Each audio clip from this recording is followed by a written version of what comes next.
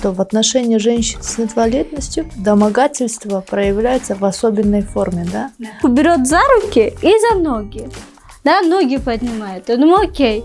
И начал меня трогать, скажем так. И я говорю, Байке.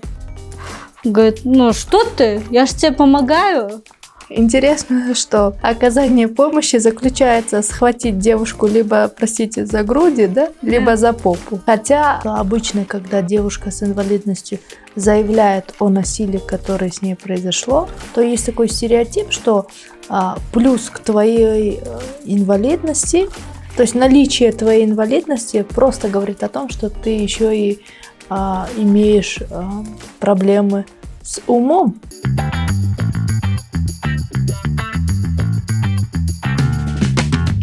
Добрый день всем, привет, друзья! И сегодня в нашем выпуске «Сөз-бар» в нашей студии присутствует Айпери Аралбаева, экспертка по гендеру и инвалидности.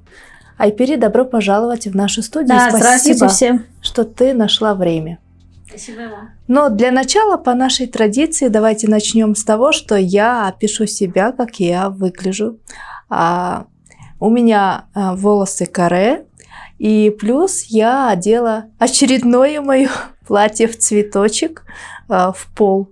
И также я всегда ношу очки. А теперь, Айпери, я попрошу тебя описать себя. Ну, я девушка, ростом маленькая, хожу с палочкой, в рубашке, в джинсах. Люблю ходить так, потому что это комфортно, удобно. Спасибо. И давайте сразу приступим к тому, что мы начнем задавать вопрос. Да? Точнее, я задаю, ты отвечаешь. Хорошо. Да. В обществе все чаще поднимается вопрос прав женщин, в особенности прав женщин с инвалидностью. И общество говорит о том, что женщины с инвалидностью чаще всего подвергаются сексуализированному насилию. И мы понимаем, что женщины с инвалидностью, конечно же, особенно в уязвленном положении. И как ты думаешь, должны ли мы говорить больше и чаще об этом? И поможет ли это повысить чувствительность общественности к вопросу борьбы с насилием против женщин с инвалидностью? Ну, здесь надо сказать то, что это было раньше, да, но сейчас это больше освещается, потому что про это начали говорить. Нельзя сказать то, что этого не было раньше. Раньше это было, но было больше закрыто. Сейчас радует то, что начали про это говорить, и это, конечно, защищает женщин, девушек, вообще в целом с инвалидностью, без инвалидности. И об этом нужно говорить. Да, и хочется отметить особенный вклад неправительственных организаций и международных организаций в повышении осведомленности общественности в борьбе за права женщин с инвалидностью. Да. Вот как ты думаешь, на что стоит обращать внимание, когда мы говорим о том, что нужно защищать женщин от харассмента? Ну, о том, что действительно этот харассмент есть, нужно в первую очередь это признать, то, что это есть и в отношении женщин с инвалидностью, девочек, и то, что если девушка или женщина говорит об этом, что это есть, это не беспочвенно или это не происходит. Вот для наших зрителей поясни, пожалуйста, вот возможно, мы слышали это слово харассмент, даже мы можем встречаться с этой ситуацией, когда с нами происходит ситуация харассмента. Как нам распознать вот эту ситуацию, что сейчас происходит? Ну, это самое первое, это ваше ощущение, да, когда вас неправильно зовут, могут откликнуть ваше имя, там сказать девушка, там красиво выглядеть или хорошо выглядеть, это в первую очередь это тембр.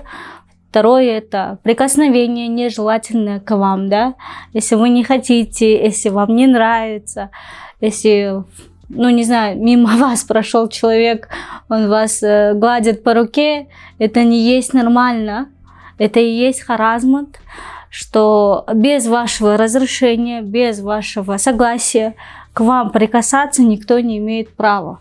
Вот, Айпери, ты мне напомнила ситуацию. Вот иногда почему-то всплывает. И даже сейчас я понимаю, почему я сняла все эти кольца на моих руках. Если ты помнишь, я все года носила чуть ли по кольцу на каждом пальце. И как-то, когда я уже выходила из такси, таксист стал говорить: о, какие у тебя красивые руки, сколько у тебя колец. И он почему-то схватил меня за правую руку и стал говорить, что дай посмотрю твои кольца. Я говорю: нет, мне надо выходить. Я стала оттягивать свою руку, но он оставался, схватившись за мою руку, он стал говорить: я рассматриваю твои кольца. При этом он еще гладил мою руку. И мне было жутко неприятно. Это был мужчина вдвое старше меня. И в этот момент думаешь, посильнее мне как бы не литературно послать, или это будет не очень красиво, да? Вот это воспитание внутри тебя мешает быть более сильной для того, чтобы отстоять свои границы. Да, это сложно. Ну, в нашем менталитете, да, если вот тебя гладят по руке, все говорят о том, что это нормально. Но это и есть харассмент, что вас гладили без вашего разрешения, ваши кольца, ваши руки, потому что это ваше тело, да. Но нельзя это делать, это запрещено, и это и есть харассмент. Если говорить про ситуации вообще, как это происходит везде. Это происходит на маршрутке, это происходит на улице, это происходит, может быть, даже дома, да. Это может происходить везде. И если вы понимаете, что вам некомфортно, не хочется, вам тяжело об этом говорить, это тяжело, но возможно. И я думаю, что сейчас мы приходим к такому моменту, что это говорить и осознавать то, что харассмент это и есть домогательство, да, один из видов насилия. Да. Признавать это тяжело, но возможно. Да. Айпери, скажи, пожалуйста, мы все знаем, что в отношении женщин с инвалидностью домогательство проявляется в особенной форме, да? Да. Возможно, в окружении нас, для нашего окружения это может выглядеть, что тут такого, люди же так внимательные, и все хотят, условно, помогать людям с инвалидностью. А как выглядит вот эта сама ситуация, когда именно женщина с инвалидностью попадает в ситуации? Наверное, я пишу только примером своим, да. Лет 4 года назад или 5, я точно не могу сказать, были еще маршрутки, автобусов не было, и мне я должна была проехать какую-то остановку, останавливаю маршрутку, и мне человек помогает. Говорит: давай я тебе помогу. Окей.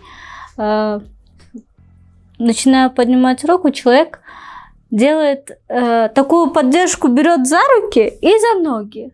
Да, ноги поднимает. Я думаю, окей. И начал меня трогать, скажем так. И я говорю: быке. Говорит: что ты? Я же тебе помогаю. То есть это он трогал тебя ниже талии? Да, ниже талии. Называлось это помощь. Когда я начала об этом, я начала громко об этом говорить, что это некрасиво. И водитель говорит: что ты, он же тебе помогает залезть в маршрутку. После этого я начала быть осторожной к тому, что когда мне говорят: давай помогу. Да, интересно, что оказание помощи заключается схватить девушку либо, простите, за груди, да, либо за попу. Хотя есть очень простой выход. Если мы хотим помогать людям с инвалидностью, нужно спросить, нужна ли вам помощь и как я могу помочь, да? Да. И, наверное, всем нам нужно сказать то, что если нужна помощь, то можно просить. И не стесняться. Но если не нужна, можно отказываться. И это сказать: тоже неплохо. Мне не нужна помощь, да? То есть не бояться быть условно невежливой. Да. у нас в нашем менталитете сказать «нет» считается стеснительным или неправильным, потому что я заметила это только недавно, когда я начала говорить «я сама, я справлюсь». Ну что ты, тебе же хотят помочь. Я говорю, нет, я могу справиться, если мне нужно будет, я спрошу. Также хотелось бы сказать, что действительно в отношении женщин с инвалидностью насилие носит более особенный характер, и часто, когда в отношении нас оно проявляется, я сейчас еще раз подтверждаю, что у меня тоже есть инвалидность, я в полной мере могу говорить про это, да, вот, о харассменте в отношении женщин с инвалидностью, что насилие в отношении женщины с инвалидностью, оно особенно. И оно, например, проявляется в том, что наше окружение, наши родственники могут проявлять власть над нами. Да? Например, когда отказывают нам в том, что нам очень нужно сейчас. Например, у нас могут не дать возможность выпить вовремя лекарства, например, не подать воды, или в качестве наказания лишить предметов первой необходимости. Предметы первой необходимости – это костыли, трости, коляски.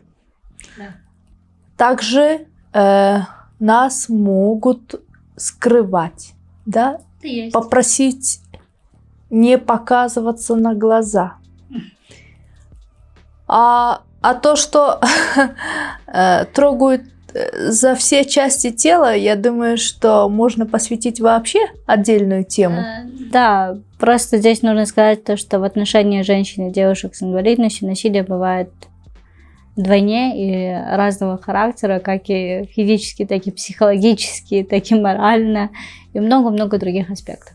Да, и вот в продолжении темы, если говорить о насущном, то посещение туалетов, в особенности общественных, предполагает то, что очень часто, в большинстве случаев, это какой-то общий туалет для лиц с инвалидностью без нанесения опознавательных знаков. Он для женщины, для мужчины. Ну, как правило, ты тоже знаешь, там висит просто один знак, обозначающий инвалидность, да? То есть мы такая общая масса людей, да, которые стайкой должны двигаться в сторону уборной. Хотя я недавно была в одном из отелей города Бишкек, и мне было очень приятно, что когда я зашла в женскую уборную, там была уборная для людей с инвалидностью именно для женщин. И там был столик для пеленания, там была специальная уборная. Но опять же, делают ли так другие отели? И почему вот эта странная идея делать просто отдельную уборную для людей с инвалидностью, повесив знак, не учитывая потребности мужчин и женщин? Ну, наверное, мы к этому приходим, да, можно сказать то, что уборные есть, это уже хорошо, потому что мы добивались того, чтобы они были, да, и сейчас они есть, это уже хорошо, и то, что хотя бы один отель начал писать то, что именно для женщин с инвалидностью, именно вот такого, ну, скажем так, отдельная уборная, это уже плюс, я думаю, что дальше будет еще лучше. Будем надеяться. Давайте стремиться к тому, чтобы все-таки поделить на мужчин и женщин, да? Да. Да. А то, ну, как часто бывает, пойдешь в уборную, а твоя филейная часть на улице, да, и нечем прикрыть. И все люди, которые заходят в уборную, они, как правило, наблюдают за тобой, чем ты занят. Да. А если возвратиться к теме харассмента, как девушкам с инвалидностью, кто пережил над собой насилие, продолжать быть более стойкой и смелой? Ну, в первую очередь можно сказать то, что если насилие произошло, в этом сама девушка, которая перенесла насилие, не виновата, да, это в первую очередь, потому что это самое необходимое признать то, что в этом ты не виноват, И в той или иной случае можно сказать то, что да, это произошло, но это не моя вина. И постараться обратиться, если нужна помощь, в организации, говорить об этом, рассказывать. И это, могу сказать, плохо, но то, что мы об этом уже говорим, что это происходит, еще раз скажу, это хорошо. Я хочу также поговорить о том, что обычно, когда девушка с инвалидностью заявляет о насилии, которое с ней произошло, и если она находится, ну, например, в милиции, да, или в медицинском учреждении, то есть такой стереотип, что плюс к твоей инвалидности, то есть наличие твоей инвалидности просто говорит о том, что ты еще и имеешь проблемы с умом, и ты недостаточно, скажем так, умная, условно говоря, как человек без инвалидности, чтобы понять вообще, что с тобой произошло. Да, в основном, к сожалению, так происходит. Но доказывает одно, что есть исключения, происходят моменты, да. Почему я говорю исключения? Потому что редко кто решается заявить и рассказать об этом. В этом случае я могу сказать огромное спасибо девушке, да, что она решилась это сделать. Второе, то, что милиция или государственные учреждения начали это рассматривать и наказываются те или иные люди, это уже хорошо. И вот смотри, нам сначала приходится доказывать, что ты не верблюд, да? Да. Что с тобой все в порядке, и ты понимаешь, что ты пережила насилие, и ты пришла об этом сказать. Но, например, я тоже пережила насилие. Вот. Это было давно, 20 лет назад. Это стало началом того, чтобы я вообще стала активисткой, да? Вместе с этим мне самой одной пришлось бороться с теми чувствами, которые я переживала все эти годы внутри себя. И когда мы с мамой заявились в милицию, они сказали: а вы знаете, она не переживает. Она не переживает. Посмотрите на нее, она не плачет. И говорит, она же улыбается. А я думала, что я должна улыбаться, потому что если я буду плакать, это все увидят и поймут. Как-то так я это понимала. Ну, у разных людей разный механизм защиты, да? Да. Улыбка — это тоже может быть защитой или то иное состояние. Это не говорит о том, что ты не пережил насилие. И если ты пережил насилие, ты должен обязательно плакать. Нет. Реагировать определенным образом, да? Да. У каждого свой механизм, как человек выводит из себя из этого состояния. То есть, смотри, есть несколько видов, как реагирует человек, переживший насилие. Замирание, да. Либо конкретная реакция, да. Либо альтернативное поведение, например, улыбаться или никак не реагировать. Но я согласна с тобой, что мы при этом не должны думать, что вот с ней все в порядке, да? Но желательно, да, подходить к такому, чтобы каждый человек индивидуально, нужно подходить к каждой девушке, каждой женщине отдельно к отношению к тому, что произошло, да, разбираться к тому, что если девушка уже пришла, уже заявила, желательно сесть и разбираться, как, да? Почему же такой механизм есть. Но сейчас хорошо, что не 20 лет назад, и сейчас есть разные организации, которые поддерживают, и можно обращаться, и с ними работают довольно хорошо. И есть такая ситуация, когда в отношении людей с инвалидностью проявляется эйблизм. Это когда люди без инвалидности считают себя достаточными для того, чтобы возвышаться над человеком с инвалидностью, да? К сожалению, есть. Но сейчас это больше проявляется. И где-то больше мы начали об этом, ну, это, как говорится, ощущать или говорить о том, что это есть. Это тоже один из видов, да, типа харассмента. Мы про харассмент раньше не говорили, да? Мы не говорили о том, что такое происходит. Ну и такое происходит, и сейчас начали говорить о том, что да, и такое бывает, что кто-то считает выше себя кого-то. А как с этим бороться? Ну, в первую очередь осознать то, что ты человек, в вторую очередь попытаться разобраться тому, что вне зависимости человек ты с инвалидностью, без инвалидности, с образованием, без образования, или где бы ты ни был, твое ощущение, и ты человек. Уважения. Да.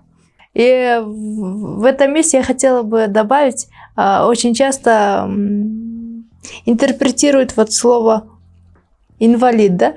Называя, например, некоторых людей, описывая, говорит, да, он ведет себя как бытовой инвалид, да? А что такое бытовой инвалид? Это человек, который не делает совершенно ничего и не пытается даже научиться. Который дома, который всем удобен, и которому считают то, что так должно быть. Который не способный. Он способен, я бы не сказала то, что не способен. Есть стереотип такой, что не способны. Хотя все мы, люди, способны к чему-то. Просто это проявляется тем или иным образом. Да, мне кажется, ты как раз перешла в новый виток. Давай затронем тему брака и семьи. Я понимаю, что у нас нет ситуации, когда девушки с инвалидностью там всем скопом пошли и начали, значит, вынашивать и рожать детей, да? Иногда для каждой девушки это индивидуальный вопрос, и он требует сил, когда ты должна решиться на это, да? Это, наверное, требует вдвойне или втройне сил, чем обычная девушка, да, скажем так, без инвалидности. Почему? Ну, потому что есть много стереотипов, как и окружающих, так и семейных, и в целом. Да, потому что начиная с того момента, когда она заявляет о том, что она ждет ребенка, начиная от семьи, заканчивая врачами, просто... Это сложно, но это возможно. Я могу сказать то, что у меня очень много знакомых, мамочек, которые, скажем так, все хорошо, и они мамочки, это радует. Но я знаю, через каких препятствий они прошли, какие врачей. Да. И это... В большей части это психологическое давление, да? И устрашание того, что ты не справишься. Ну, потому что есть тот или иной стереотип, да, то какой должна быть мама, да. Как она должна выносить, как она должна воспитать или как она должна выглядеть. А человек, ну, девушка с инвалидностью под этот стандарт не подходит. Ну, не может она вот, ну, если поднять, то не может она там, а может она покатить, да, на коляске, там, поиграться. То есть всегда есть альтернативный выход материнства? Всегда. Это обязательно. Но как же бороться с вот этим дискриминирующим отношением к праву на материнство? Ну, здесь такого определенного решения, типа вот именно вот так нужно делать, к сожалению, нет. Каждая девушка решает сама, как она может через это пройти. Если она решила? Да, если она решила, это уже шаг к тому, что твое решение всегда верное, да. Если ты решила, мы тебя всегда поддержим.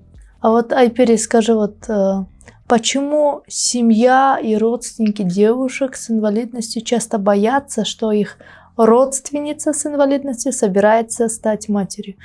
Вот с чем связан этот страх? И я не могу определенно сказать, но могу сказать свое видение, да. Наверное, к тому, что всем кажется, и в долгих раньше, наверное, раньше был такое мнение или ощущение, то, что инвалидность передается, да, и страшно то, что вот в семье один инвалид, ну, не дай бог будет второй, да, и из-за этого начинается, типа, как, что, не передается, передается, а как ты будешь воспитывать, а что ты будешь делать, и как это все происходит. Ну и у нас бывают же ситуации, когда девушки с инвалидностью рожают для себя, Да. и тогда вот эта беременность и роды и наличие ребенка рассматривается как бремя, которое ляжет на ближайшую семью, и, возможно, на ребенка придется тратить бюджет семьи. К сожалению, да, но к тому, что если девушка решилась, желательно, чтобы хотя бы один человек в семье поддерживал, да. Но не могу определенно что-то сказать, что вот так вот нужно сделать, и вот так оно будет. Но если девушка решила быть мамой желанного ребенка, я думаю, потому что именно девушки с инвалидностью, вообще девушки подходят к материнству очень решительно, подготовленно, чем муж или партнер. Это обычно бывает. Да. То есть никто не решается на материнство, просто засучив рукава, да? Да. Как минимум материнство требует финансового капитала, подготовить организм, там, узнать, к какому врачу ты могла бы обратиться. Искать дружественного врача, да? Врачи, я думаю, именно особенно гинекологи, это другая уже тема, очень большая, потому что это разбирать очень сложно. Почему могу об этом говорить? Относительно моей работы мы соприкасаемся с врачами очень тесно. За этого давайте. Но скажи, пожалуйста, вот очень часто девушкам с инвалидностью, мне в том числе, приходится обращаться в частные клиники к гинекологу, да? И сейчас все могут подумать, о, это потому что там есть все условия физической доступности для женщин с инвалидностью. Не только. Почему женщины с инвалидностью обращаются в частные клиники? Ну, во-первых, конечно, за условия, да, то, что более комфортно, удобно, можно доехать. Ну и вторую очередь то, что гинеколог сам адекватный или сама, бывает по-разному, да, то, что это не сразу негатив, это принятие самой женщины и девушки как личности. Которая пришла к гинекологу. Да, которая пришла к гинекологу, и больше нет лишних вопросов, почему, как, зачем, почему надо, хочешь ли ты этого, а может быть там на аборт, да? Бывает в государственных учреждениях и такие гинекологи. За этого я думаю, что за отношение самого врача и за доступность, за этого. И... Когда я пошла в ГОС, и в то время у меня еще не было своей, скажем так, личной сексуальной жизни, и я помню, гинеколог стала мне говорить, почему ты до сих пор девственница, ты не должна быть в этом возрасте девственницей, понимаешь? Я говорю, ну да, как бы, ну, да, я понимаю. То есть я себя чувствовала, которые, знаете, вызвали к доске домашнего задания и не знаешь. И я говорю, ну я читала, да? Как бы, ну, когда ты находишься в неудобном положении. Ну, да. Но, слава богу, ситуация меняется с врачами, и складывается, кажется, пул дружественных врачей. Да. И это ты очень радует. абсолютно права, что очень часто в частной клинике не всегда. Прежде всего ты ищешь врача, который примет тебя как женщину, да? И только потом будет воспринимать как женщину с инвалидностью. И как нужно относиться к женщинам с инвалидностью? Все-таки с каким-то придыханием и реверансом? Нет, так же, как к обычному человеку, так к обычной женщине, девушке. Мы такие же, как и все девушки. Обычные. обычные. Да. И с этого момента иногда хочется посмеяться, когда говорят, вы особенные. Говорю, это неправда. У нас такие же предпочтения, может быть, и... Разные потребности. Да. Но у нас потребности, конечно, может быть, где-то больше, чем у обычных девушек и женщин. Почему? Ну, кому-то не требуется палочка, чтобы дойти до улицы. А вот мне требуется, да? Ну, это потому что из-за искусственных барьеров вокруг, в особенности с недоступной окружающей средой. Как минимум. Это в основном. Но многие-то считают это не так. Видят меня как личность и мою палочку как личность. Да? И говорят, вот так вот. На самом деле нет. Я такая же девушка, как и вы, как и все мы. Такие же настроения разные, там, одежда разная, не знаю. Так же, как у всех. И наличие инвалидности это... Но это не барьер. Это не, как сказать, как я обычно говорю, это не нарушение, да, потому что многие говорят, типа, ну ты же девушка с инвалидностью, ну тебе же надо пожалеть. Но пожалей меня когда? Ну, просто если ты хочешь, но не наличие моей инвалидности не должно делать к тебе или ко мне такое отношение жалости. Должно быть, мы же говорим, равные права. Да. Мы хотим быть, мы и есть граждане Кыргызской республики, где наши законы, наше государство должно работать за всех, и за всех нас, и права у нас тоже должны защищаться так же, как у всех. Да, и права и возможности должны быть одинаковые. Да. Ну и в завершение такого интересного разговора скажи, пожалуйста, вот что тебя вдохновляет, какой человек или какая цитата вдохновляет тебя, чтобы продолжать борьбу за права женщин? Ну, давайте честно, раньше это были вы, сейчас это я сама. Это не вы, да? Сейчас это, ну, скажем так, сейчас я сама, и зная то, что моя работа, команда, с которой я работаю, сотрудничаю, учусь, и то, что как мы помогаем, и результат работы. Это заставляет больше двигаться, говорить о правах, сниматься в подкастах. Да, бывает очень часто то, что, ну, типа, для чего, зачем, но говорить о том, что это есть, это заставляет меня идти дальше и не сдаваться. Да, спасибо, Айпери, что ты сегодня приняла участие в подкасте «Сөзбар». Очень надеюсь, что наши слушатели, наши зрители, когда просмотрят наши подкасты, они будут вдохновляться к тому, чтобы создавать доступную среду и инклюзивное общество.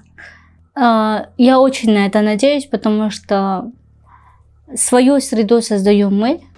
Если мы сами не будем вставать из своего комфорта, нам никто это вместо нас не сделает. Да. И самое главное – это верить в себя и идти вперед.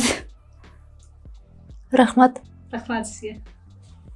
Уважаемые друзья, спасибо, что сегодня вы были с нами и просмотрели наши подкасты «Сөзбар». Надеюсь, что на будущей неделе мы снова увидимся. До встречи!